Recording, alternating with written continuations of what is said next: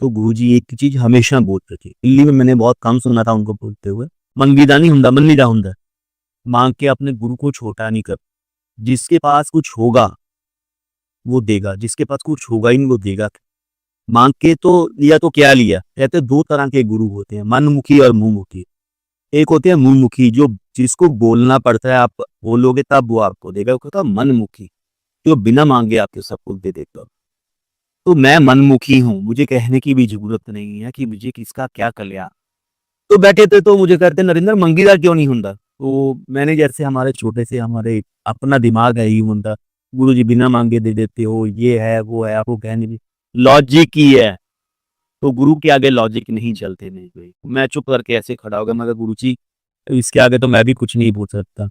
दो गुरुजी ने फिर सत्संग सुनाया कि जब मैं बीए पार्ट 1 में मलेरकोटला में पढ़ता था, तो जो मेरे प्रोफेसर साहब थे उनसे मेरा बहुत प्यार था। Just like a father and mother भी मुझे वो प्यार की तरह बच्चों की तरह करते थे। उनकी एक ही बेटी थी। मैंने उनको सब कुछ दिखा दिया बीए पार्ट 1 में, जो उनके घर पे भी जाके रहता था मैं। तो मैंने उनको वो दिखा दिया था जो जिसको हम बोलते हैं कि परमात्मा क्या है। कहते लेकिन वो मुझे गुरु बोलते थे, मैं उनको गुरु बोलता था। क्यों? वो कहते हमारे टाइम पे गुरु की वैल्यू होती, आज की डेट में टीचर की वैल्यू नहीं है, लेकिन उस समय टीचर को दूसरा भगवान माना जाता था, क्योंकि टीचर ही आपको दूसरा रास्ता दिखाता है इस दुनिया पे चलने के लिए। तो मैंने बीए पार्ट 1 में फाइनल ईयर का उनको सारा कॉलेज का रिजल्ट बता दिया, यूनिवर्सिटी का रिजल्ट बता दिया, और मेरी क्या पोजीशन आई कि मैंने सब कुछ बता दिया। तो खैर एक दिन मैं खाना खाने के लिए वहाँ पे गया, तो आंटी चूल्हे पे बैठ के खाना बना रही थी। मैं खाना खाने लगा, तो जैसे ही उठने लगा ना, तो आंटी ने मेरा हाथ पकड़ लिया। तो गुरुजी का नाम लेके कहते उन्होंने बोला कि तू सब कुछ कर सकता है, तेरे में बहुत पावर है, मुझे एक बेटे की दात प्लस कर दे जो प्रोफेसर साहब का वंश चला सके। तो गुरु कहते कौन सा वंश आंटी, मैं तेरा मुंडा ना, अगर तू मुझे भगवान समझती है तो बेटा भी समझ ले, मैं तेरा बेटा हूँ। कहती नहीं नहीं, मुझे प्रोफेसर साहब के वंश का चलाने वाला बेटा चाहिए। यानी आंटी कौन सा वंश, तेरे फादर का नाम ये, उसके फादर का नाम ये, थर्ड पीढ़ी का किसी को भी नहीं पता, उसके फोर्थ पीढ़ी का किसी को नहीं पता।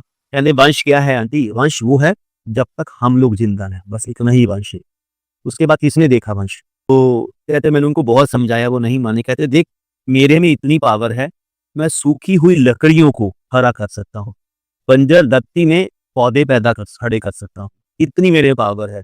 लेकिन तू बेटे की दात ना मांग, तेरे पास ये टेक नहीं है।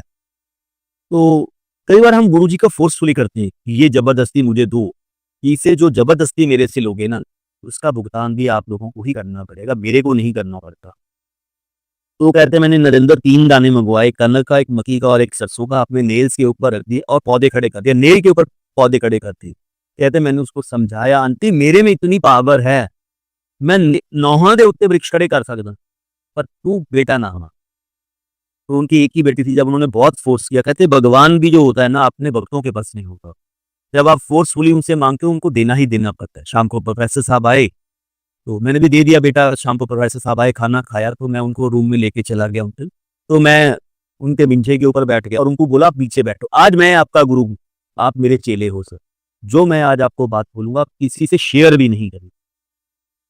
तो उन्होंने बोला ठीक है। कहते अगर आपने ये बात किसी से भी शेयर की, मेरा और आपका जन्मों जन्मों का रिश्ता खत्म, इस जन्म का नहीं, जन्मों जन्मों का रिश्ता खत्म। यानी अंकल किसी ने नहीं दसना, गट बन ला। तो गुरुजी कहते देख आंटी ने आज मेरे से बेटे की दात मांगी है, तुम्हारी किस्मत में बेटा नहीं, बट आंटी ने फोर्सफुली मांगा है तो मैंने दे दिया।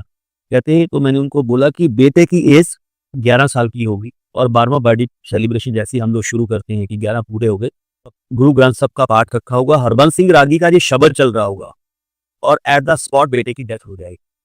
तो गुरुजी मुझे कहते नरेंद्र अभी तो बेस भी नहीं रखा गया, सीधा मुआवजा भी दिन दस था। तो कहते वो चीज हुई, सब कुछ हुआ, बेटा हुआ, तो 11 बर्थडे सेलिब्रेशन हुए। हर बार उनके घर पे अखंड पाठ साहब का पाठ रखा हुआ था, गुरु ग्रंथ साहब जी का, और वो दूध का भोग रखते हैं जैसे हम लोग, दूध का उन्होंने भोग दिया, वही बच्चे को भोग दिया, तो वो दूध यहीं पे अटक गया उसके, और एट द स्पॉट उसकी डेथ को भी मेरे ख्याल से गुरुजी उस समय टोटल बता रहे थे, टोटल 20 साल हो चुके थे, 20 से 22 साल हो चुके थे। तो गुरुजी कहते फिर जब मैं 2002 में जलंधर गया, तब मैंने प्रोफेसर साहब को बताया, हूँ दस अपनी आंटी नु गुरु तो क्यों नहीं मनती है। कहते मांग देना भी मैंने, ये नहीं मेरे से नहीं मांगना, देना भी मैंने। जब मैं आपको बिना मांगे इतना कुछ दे देता हूँ, थोड़ी सी तो पेशेंस रखो। इसे जो पब्लिक आती है, जो संगत आती है, सबको इंस्टेंट कल्याण चाहिए, लॉन्ग टर्म किसी को नहीं चाहिए।